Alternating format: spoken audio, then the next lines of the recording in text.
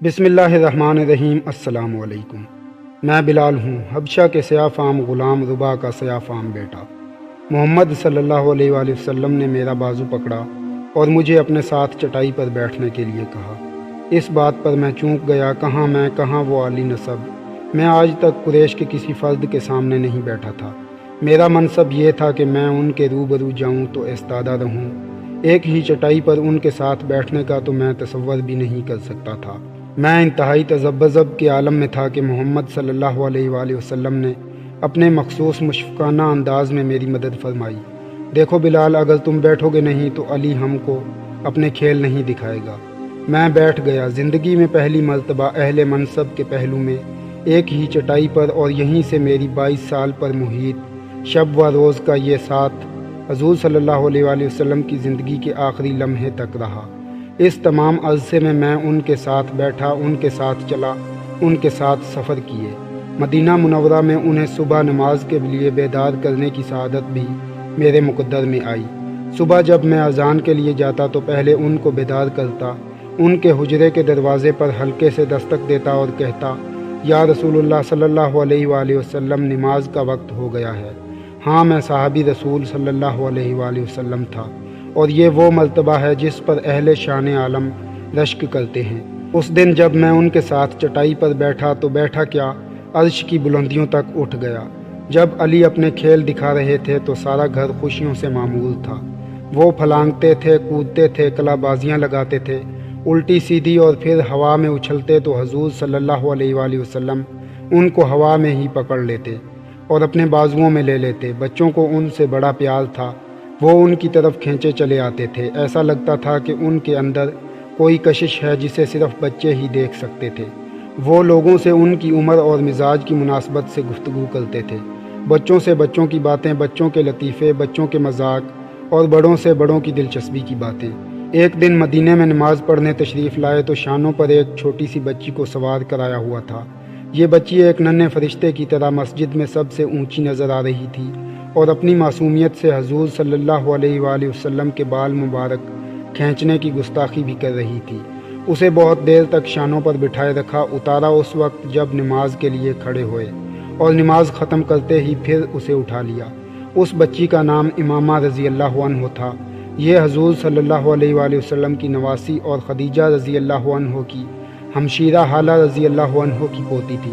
ابو العاص رضی اللہ عنہ اور زینب رضی اللہ عنہ کی دختر۔ نبی کریم صلی اللہ علیہ وآلہ وسلم کا ذکر چھیڑتا ہوں تو بات کہیں سے کہیں جا نکلتی ہے۔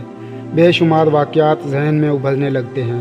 کس کو چھوڑوں، کس کو بیان کروں، کہاں سے ابتدا کروں، کہاں انتہا۔ ان کی یادوں، ان کی باتوں نے میری زندگی کے آخری دنوں کے ایک ایک لمحے کو حسن سے بھر رکھا ہے۔ چاروں طرف نور ہی نور پھیلا محسوس ہوتا ہے، اور نور کے اس دائرے میں ایک سیاہ نقطہ۔ کتنی رحمت ہے مجھ پر اللہ تعالیٰ کی۔ علی رضی اللہ عنہ کے کھیل ابھی جاری تھے کہ باقی افراد خاندان بھی وہاں آ گئے۔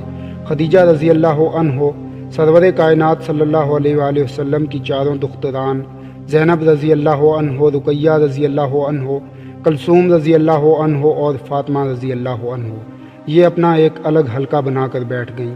سب نے مجھے نہایت اپنائیت کی نظر سے دیکھا۔ فاطمہ رضی اللہ عنہ نے تو بیٹھتے ہی مجھ پر سوالات کی بوچھاڑ کر دی۔ حبشہ کہاں ہے، کیسا ہے، وہاں کے درخت کیسے ہوتے ہیں، پہاڑ کیسے ہوتے ہیں، پھول کیسے ہوتے ہیں، چڑیا کیسی ہوتی ہیں۔ میں بیچارہ کیا جواب دیتا، میں نے تو کبھی حبشہ دیکھا ہی نہیں تھا۔ ادھر ادھر کے جواب دیتا رہا۔ اتنے میں کلثوم رضی اللہ عنہ نے کھجوروں کی ایک ٹوکری لا کر رسول اکرم صلی اللہ علیہ وآلہ وسلم کے سامنے رکھ دی۔ حضور صلی اللہ علیہ وآلہ وسلم نرم نرم پکی پکی کھجوریں انگلیوں سے دبا دبا کر دیکھتے اور مجھے دیتے جاتے۔ خود کھانے کے لیے جو کھجور بھی ہاتھ میں آتی کھا لیتے۔ پھر خدیجہ رضی اللہ عنہ نے ہمارے لیے بکریوں کا تازہ دودھ منگوایا۔ خدیجہ رضی اللہ عنہ حضور صلی اللہ علیہ وآلہ وسلم سے 15 سال بڑی تھی۔ وہ 25 سال تک حضور صلی اللہ علیہ وآلہ وسلم کے عقد میں رہیں، اور جب تک انتقال نہیں فرمایا حضور صلی اللہ علیہ وآلہ وسلم نے دوسرا نکاح نہیں کیا، اور نہ کبھی اس خواہش کا اظہار فرمایا۔ خدیجہ رضی اللہ عنہ کے انتقال کے وقت رسالت مآب صلی اللہ علیہ وآلہ وسلم کی عمر 50 سال تھی۔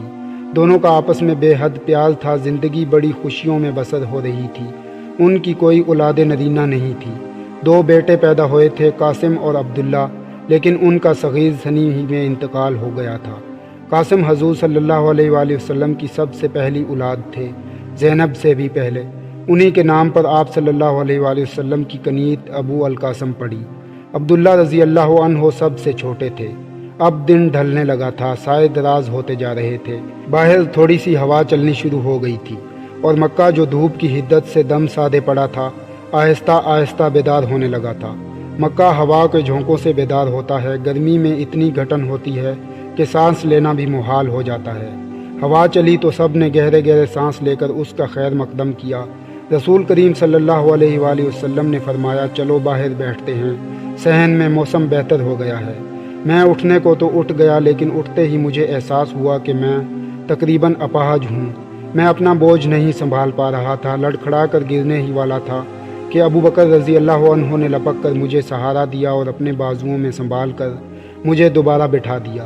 خدیجہ رضی اللہ عنہ نے یہ صورتحال دیکھی تو بیٹیوں کو آواز دے کر کہا کمبل اور گرم تیل لے آئیں، لیکن محمد صلی اللہ علیہ وآلہ وسلم کے پاس ایک اور علاج تھا۔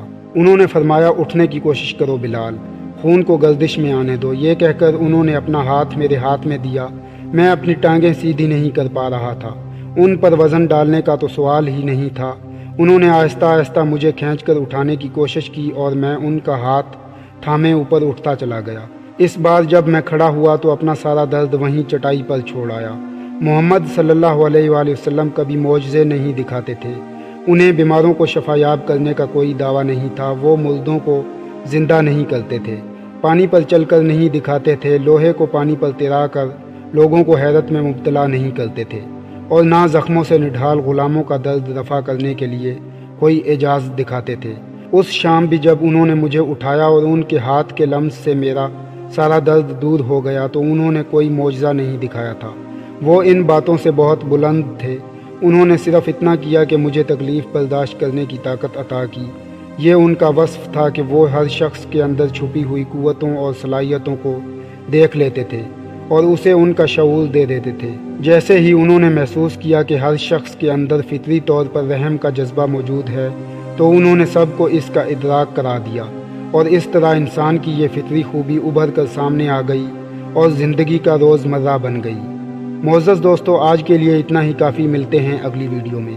آپ دیکھ رہے تھے حضرت بلال رضی اللہ عنہ کی زندگی پر قسط نمبر 10۔